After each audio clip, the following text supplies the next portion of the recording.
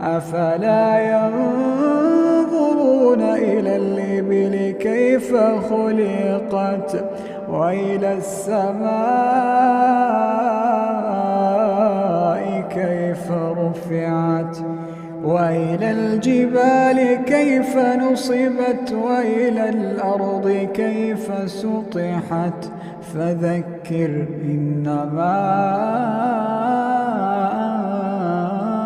أنت مذكر لست عليهم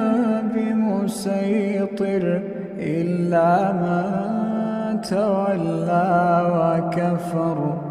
فيعذبه الله العذاب الأكبر